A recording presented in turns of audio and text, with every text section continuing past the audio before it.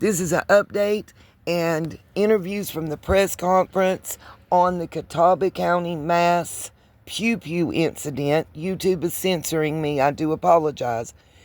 Here are pictures of the young man that was arrested and the story from his former arrest in April.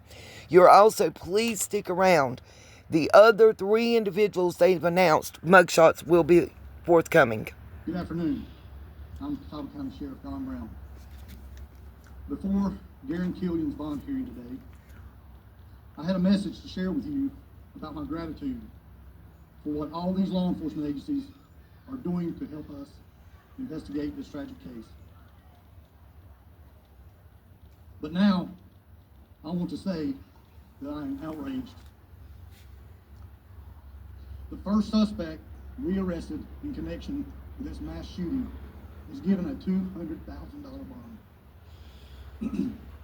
3 days ago, I said at the press briefing that I'm sorry, that my responsibility as sheriff is to protect the lives and the property of the citizens of Catawba County. Now I stand before you today and tell you how difficult that is. As the sheriff of Catawba County, how can I, better yet, how can we, all law enforcement, protect the lives and property of our citizens when someone already charged with 7 counts of attempted murder, 3 counts of assault with a deadly weapon with intent to kill, get out of jail on bond? I believe he should have never been back on the street after Hickory Police Department charged him with those crimes. He bonded out of jail on April 14th. 48 days later, all of our lives changed. This is frustrating. It's infuriating. Amen. But despite my disappointment about this bond, this investigation continues. And I want our great community to know that to this hour, there have been 12 law enforcement agencies working hand in hand, pursuing leads and developing suspects. They are interviewing witnesses, collecting evidence, and processing an extensive crime scene. They have worked continuously since the call came in Sunday morning. The investigation thus far has spanned over 6 counties. There are facets of the investigation that are time sensitive and fast paced. And there are others, such as crime scene processing, which are slow and methodical so that we make sure that we get it right. The complete disregard for life by the individuals involved affects not only the victims and the people directly involved, it affects people throughout our community and well beyond that. This is evident by the calls, the posts on social media, and the conversations I've had with our citizens. But what I already know, but has been repeatedly confirmed, is that our community is amazing. The overwhelming support that we as law enforcement have received is incredible. For that, I thank our community.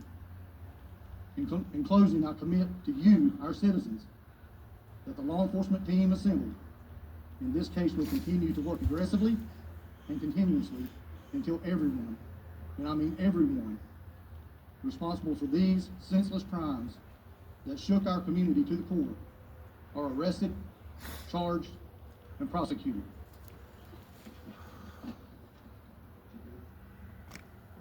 Thank you, Sheriff. Good afternoon. My name is Reed Bear, and I am the City of Hickory Police Chief. I'm going to echo some of what Sheriff Brown just said. It is beyond frustrating that someone with pending charges for multiple counts of attempted murder is out in the community in the first place. It is unimaginable that this same person can then be charged with additional charges from a separate incident to include attempted murder and could be out in our community tonight. We are regularly asked by our community members, why should they come forward with information about crimes being committed if the person is just going to be back in the neighborhood? In the cases like this one, it leaves me with no answer for them. Despite that, the Hickory Police Department from the beginning has worked with the Sheriff's Office and our federal and state partners. We will continue to work alongside the Catawba County Sheriff's Office and our local, state, and federal partners to bring all the individuals responsible for this heinous act to justice. We are very lucky that we have the close partnerships we do in Catawba County. And with the community's help, it will be these partnerships that lead to the successful outcome of this investigation. We'll give you an update on our investigation at present and hopefully some forecast on where it's going. We'll certainly take questions at the end. If I don't get something that you're hoping to hear, please ask.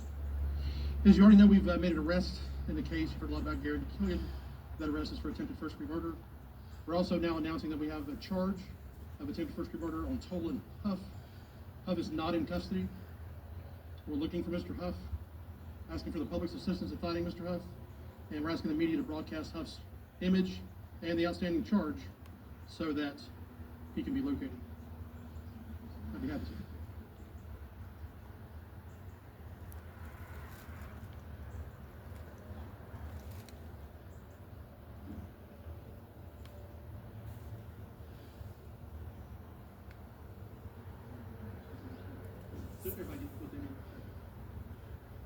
Also, we're going to announce today charges that are filed by North Carolina Alcohol Law Enforcement Division. They are going to offer specifics on those charges. Concerning the status of the investigation, as you've heard, it's a mass shooting. Been over 80 shots fired at that location. The FBI is still on the crime scene, working bullet trajectory. It's, in my experience, one of the most complex, probably the most complex shooting investigation I've ever seen or been any part of.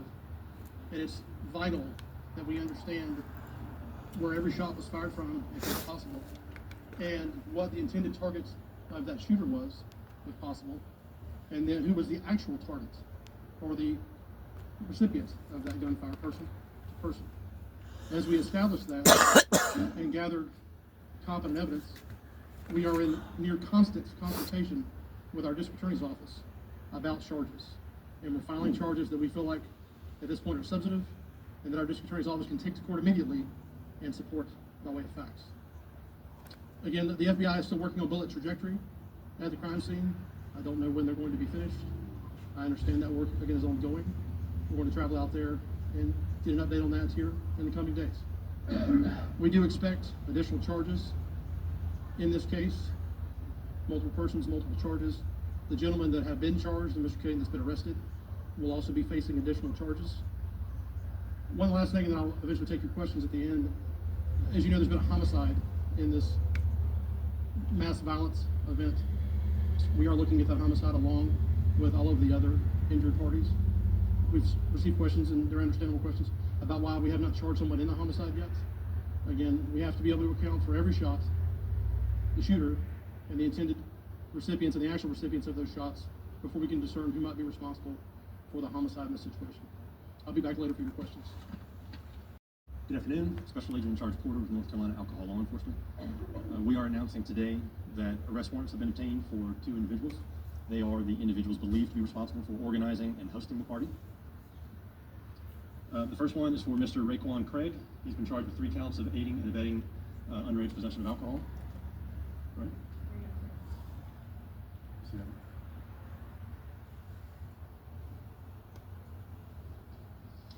And the other arrest warrant, similar for Mr. Patrick Tolbert, same 3 charges of aiding and abetting. Don't have the second. That's right. We can get that to you. But it's the same charge as 3 counts of aiding and abetting underage possession of alcohol by a person over the age of 21. I'll keep my comments brief, and then I can answer any questions at the end. Heinous, and having grown up in this community, are unbelievable. I agree with the chief and the sheriff that it's hard for us to go out, spend countless hours around the clock, arrest these people, and then they're back in the community. But rest assured, the SBI and all of these partners that you see up here will not stop until those are held accountable or arrested. Thank you. Again, you've heard a lot about the trajectory work by the FBI. That's been invaluable. We understand there's multiple shooters. Again, you've heard multiple rounds. The last count I was given was 80, at least, that have been confirmed. We can tell you now that the shooting began from a neighboring yard that was an elevated position from the house where the crime scene is now being investigated. In response to that initial gunfire, other gunfire erupted from around the home itself and out into the front yard and by the roadway there on Walnut Acres Drive. We're trying to determine if that gunfire was initiated and then second gunfire was directly responsive, or if other shootings were taking place during that time. That's going to take us a while to discern, but as you've heard, we're going to find those answers and bring those people to justice.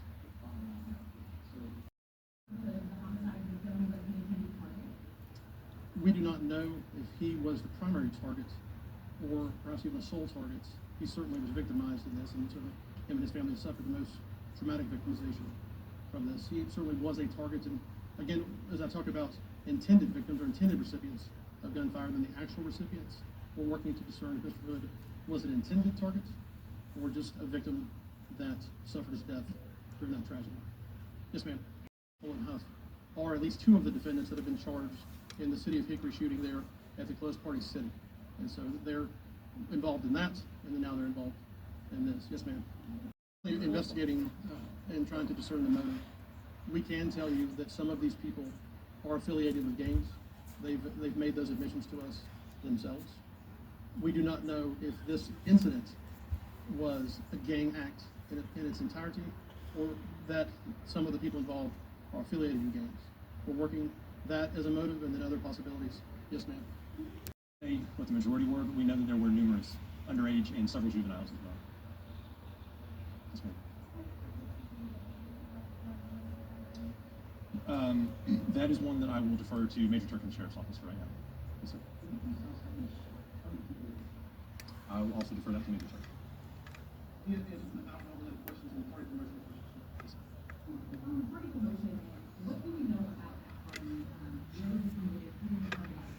So it seems that those details are still coming in, but that a lot of this is shared on social media, and that these move around. And a reason that we try to address these is that they are a common cause for violence like this. Just in this year alone, since January, we've investigated 9 such events where an organizer or promoter has coordinated an illegal alcohol event. And in most of those, ALE agents have uncovered alcohol violations, but also other serious criminal activity like narcotics and firearms. So we're very happy to work with Sheriff here and all the other partners to hopefully be able to prevent some of these things. Yes, sir.